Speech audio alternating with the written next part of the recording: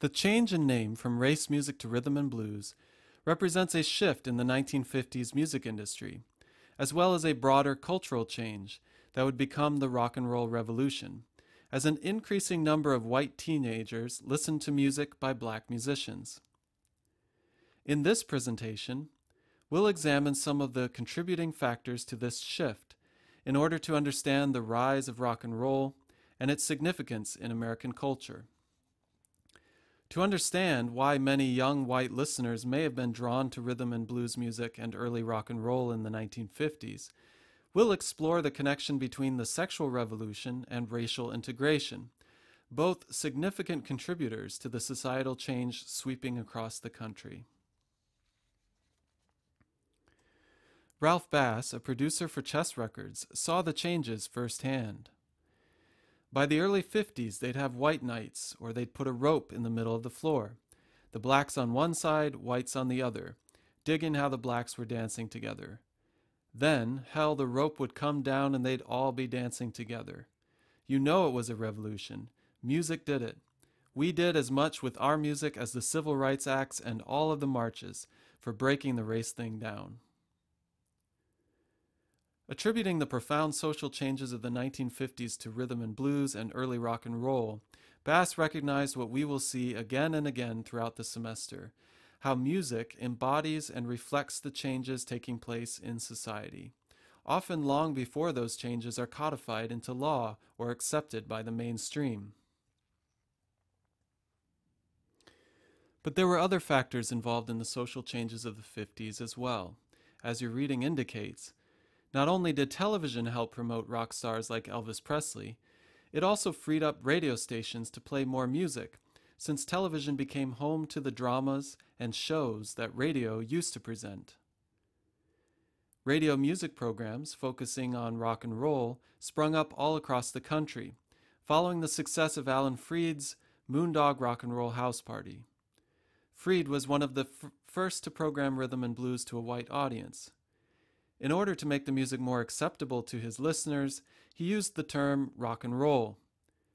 Ironically, in the black community, this term was slang for sex.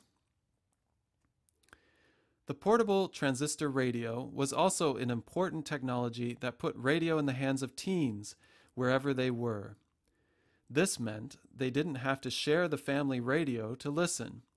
They could have the privacy they needed to listen to what they liked, without approval from their parents.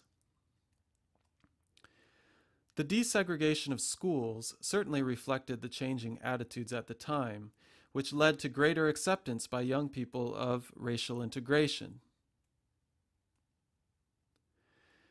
It was mentioned in a previous presentation that the post-World War II generation had more money to spend on entertainment as the middle class grew in material wealth and influence. And finally, the automobile gave teenagers more freedom. And what kind of freedom did the automobile offer? Freedom from parental eyes.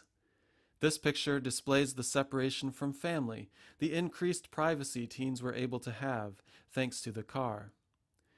Now, the issue of teens getting up to no good in cars was not new to the 50s. Henry Ford apparently designed the backseat of one of his automobile models to make it more difficult for young people to do the kinds of things he disapproved of. But the automobile in the 1950s became a new kind of symbol for middle-class teenagers, and rock and roll was the ideal sound for this new era. Sam Phillips, the producer at Sun Records in Memphis, had a helpful perspective on what made rock and roll so popular among teenagers of that time. Explaining Elvis Presley's fame, Phillips suggested that teenagers in the 50s didn't have ways to communicate their sexual feelings. Parents didn't typically talk to their kids about that kind of stuff in a sexually repressive era. So when a rock song came on the radio in the car, it allowed teenagers a means of expressing their feelings when they didn't know how to communicate any other way. The love song could communicate for them. The sexuality of rhythm and blues and rock and roll attracted many teens to the music, and for those who were too young or naive to recognize the sexual content, perhaps the novelty of the music's brashness and energy were compelling, especially because it was such a stark contrast to the safe and tidy middle-class suburban life that was handed to them. Much of the sexuality and innuendo associated with early rock and roll can be traced to a type of music popular in race records called hokum.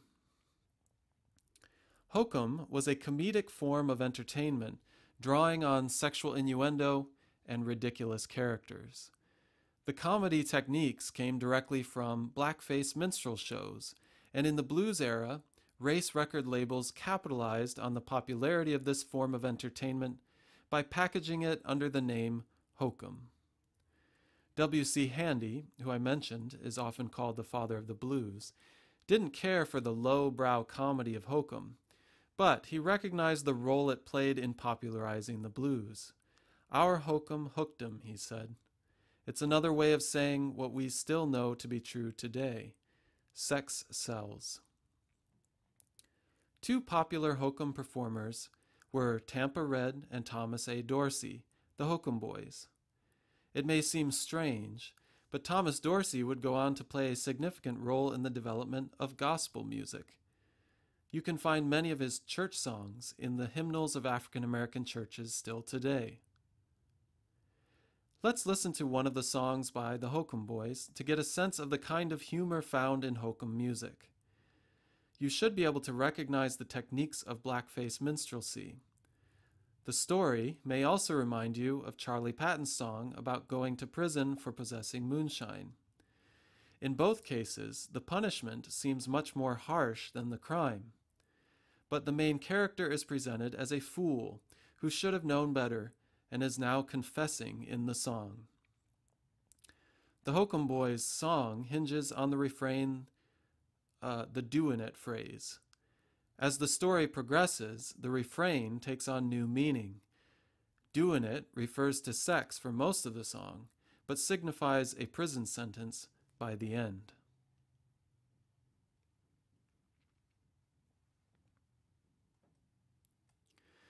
If you're interested in these humorous songs, you can listen to this compilation on Spotify. You will notice that many of the sexual references in this song collection are still used today in pop music. Lollipops, bananas, milkshakes, peaches, etc. continue to circulate as sexual symbols in pop, even though our era is supposedly much more open and literal about sex and sexuality than previous generations. It should be noted that the sexual revolution of the 1950s was mostly a revolution for the white middle class, whose conservative Protestantism helped produce a sexually repressed society. Expressions of sexuality were much more common in lower-class African American communities, as is evident by the music. So it's no surprise that white middle-class teenagers would turn to the musical traditions of the black community in order to rebel against their parents' generation. While rock and roll may have seemed appealing to many teenagers, the rise in rock's popularity represented a threatening shift in moral values for many parents and adults. Your reading offers several quotes that clearly depict how many adults interpreted the changes taking place. Vance Packard, author of The Hidden Persuaders, a book about the subliminal tactics used by advertisers after World War II, testified before a Senate subcommittee on the dangers of rock and roll. The music stirs the animal instinct in modern teenagers by its raw, savage tone. We are talking about rock and roll, about hug and squeeze, and kindred euphemisms which are attempting a total breakdown of all reticences about sex. Notice the language used here. Rock and roll is animal-like, savage. These are terms that were often applied to the music of Africa, which implies that it is subhuman, uncivilized.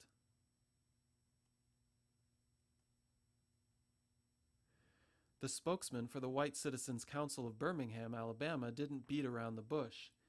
Rock is the basic heavy beat music of the Negroes, appealing to the base in man, brings out animalism and vulgarity, and is a plot to mongrelize America. This is a statement of white supremacy.